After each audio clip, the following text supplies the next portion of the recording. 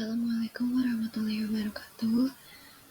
Perkenalkan, nama saya Tika Iswandari Awalia dari kelas A dengan NPM 234101008. Di sini saya akan memaparkan kembali materi Gizi Kesehatan Masyarakat pertemuan ke-10 yang berjudul Kebutuhan Gizi Bayi dan Balita.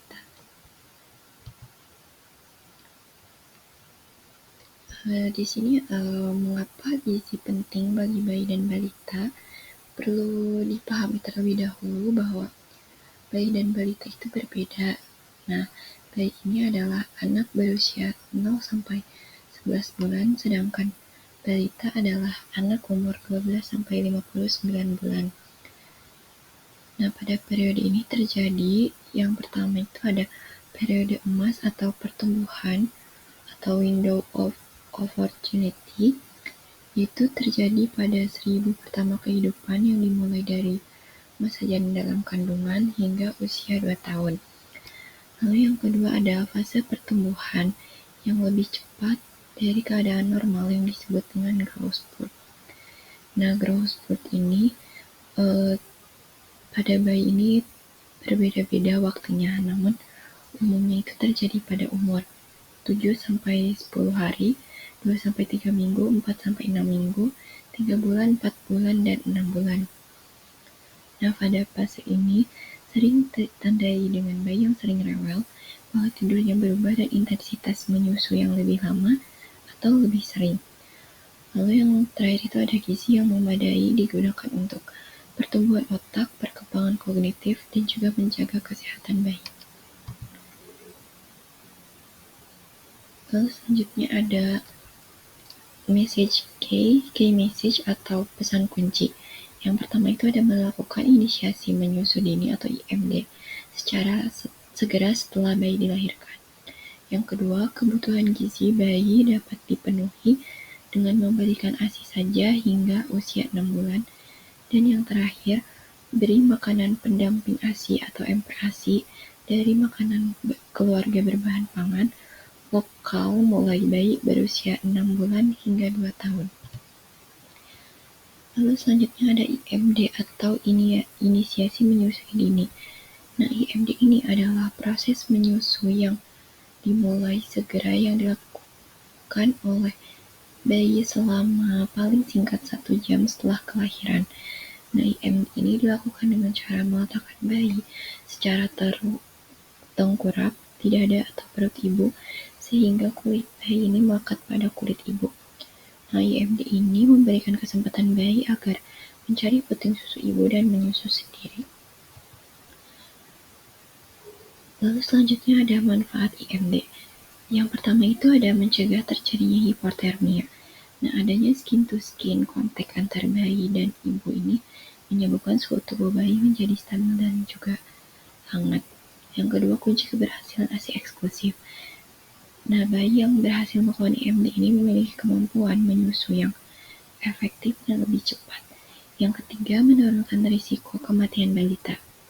Bayi akan mendapatkan kolostrum yang lebih cepat. Kolostrum ini mengandung antibodi yang sangat bermanfaat untuk mencegah terjadinya infeksi. Dan yang terakhir itu ada mempererat ikatan batin antara ibu dan bayi.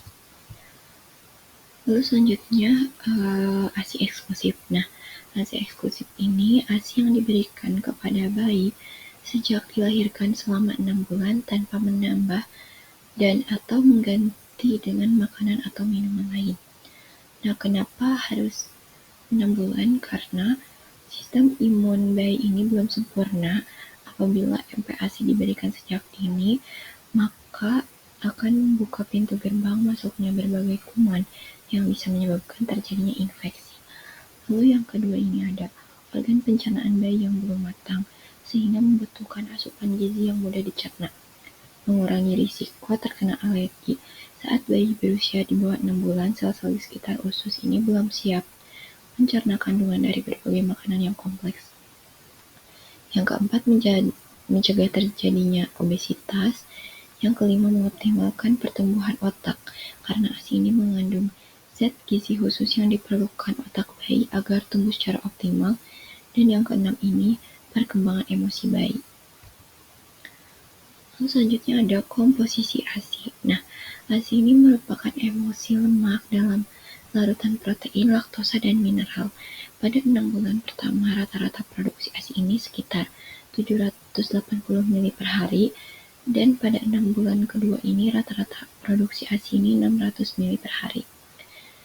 Nah, komposisi ASI ini dipengaruhi oleh asupan gizi dan status gizi ibu, dan juga stadium laktasi yang terbagi menjadi 3, yaitu ada kolostrum, ASI transisi, dan ASI matur.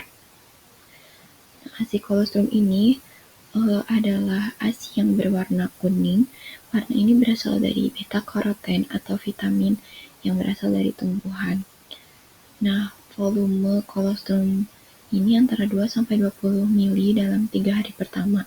Energi pada 100 mili kolostrum ini adalah 67 kalori.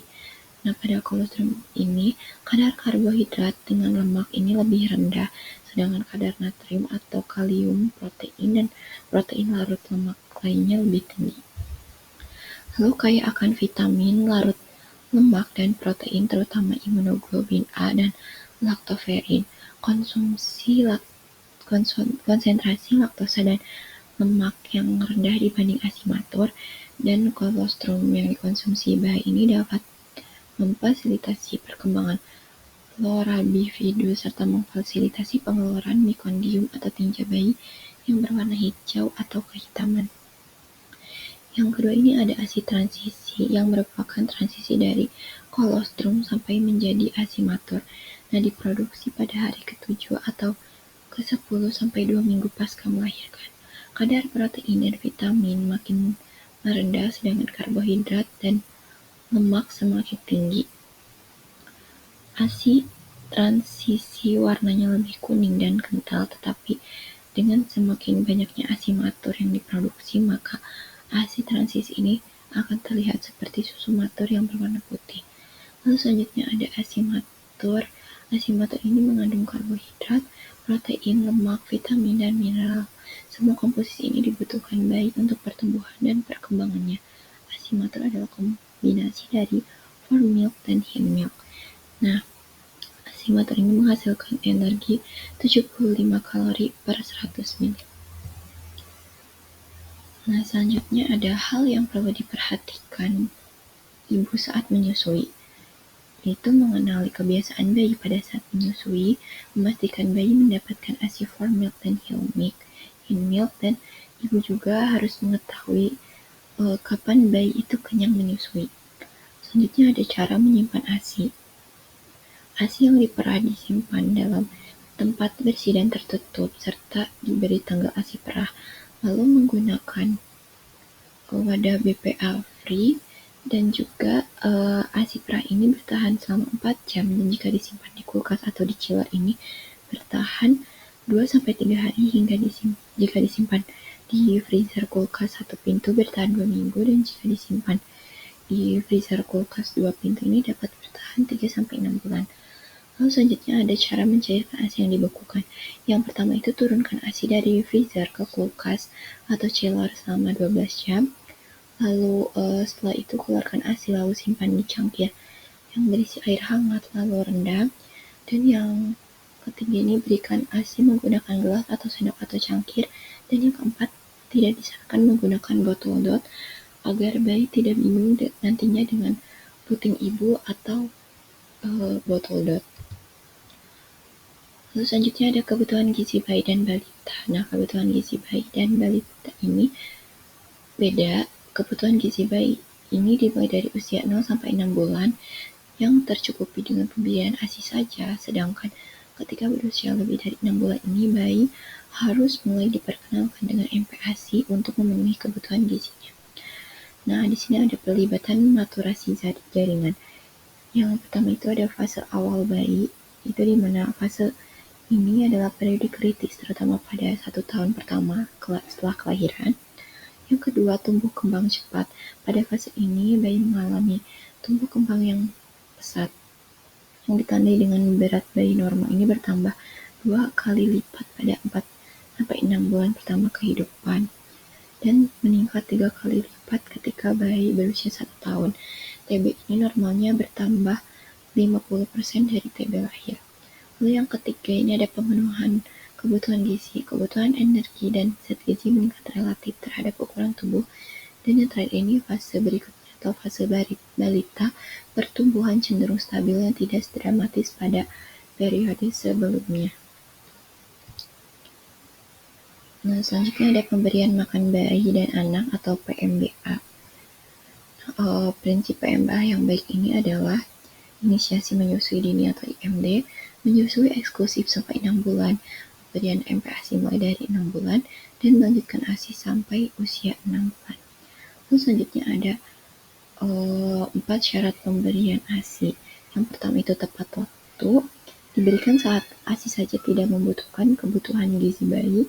Lalu yang kedua adekuat atau MPASI ini harus memenuhi kecukupan energi protein, zat gizi mikro. Yang keempat aman, di mana MPASI ini harus disiapkan dengan cara higienis dan diberikan dengan peralatan yang bersih. Yang keempat diberikan dengan cara yang benar, yaitu terjadwal, lingkungan yang mendukung, dan pemberian makanan responsif. Adapun MPASI yang sesuai rekomendasi itu yang pertama pada usia 0-6 bulan ini makanan utamanya itu hanya ASI saja, lalu pada umur 6-6 bulan itu tetap diberikan ASI tetapi mulai diberikan MPASI dalam bentuk makanan lumat, lalu pada umur 9-11 bulan tetap diberikan ASI juga tetapi mulai diberikan makanan lembek, dan yang keempat mulai umur 12-23 bulan itu tetap diberikan ASI tetapi makanan yang diberikan itu sama seperti keluarga yang lainnya. Selanjutnya ada prinsip pemberian makanan responsif, itu mengenali dan menanggapi kendala pada kenyang pada anak, lalu memberikan susu sampai bayi itu puas dan melepaskannya sendiri. Dan yang ketiga itu perhatikan durasi makan pada anak yang sudah diberikan MPASI. Durasi makan itu dengan durasi 30 menit dan durasi maksimalnya itu 45-50 menit. Lalu selanjutnya ada hal yang perlu dihindari, yaitu yang pertama, hindari pemberian minuman terlalu banyak sebelum dan sesudah makan. Yang kedua, hindari memaksa dalam memberikan makan atau mengancam anak. Yang ketiga, hindari menonton TV, media elektronik, atau mainan selama makan, sehingga bisa fokus terhadap makanannya. Lalu selanjutnya ada masalah pemberian MPASI. Yang pertama ini MPASI terlalu dini ini yang bisa menyebabkan terjadinya infeksi. Yang kedua, MPASI terlambat diberikan yang bisa menyebabkan kebutuhan gizi berkurang. Yang ketiga, bayi mengamut makanan dalam mulut. Yang keempat, GTM atau gerakan tutup mulut yang disebabkan karena selera makan bayi yang menurun akibat sakit atau bosan. Yang kelima, picky eater atau pemilih makanan. Dan yang keenam itu sulit BAB. Sekian presentasi yang dapat saya sampaikan. Mohon maaf apabila terdapat kekurangan atau kesalahan. Wabillahi taufiq wal hidayah. Wassalamualaikum warahmatullahi wabarakatuh.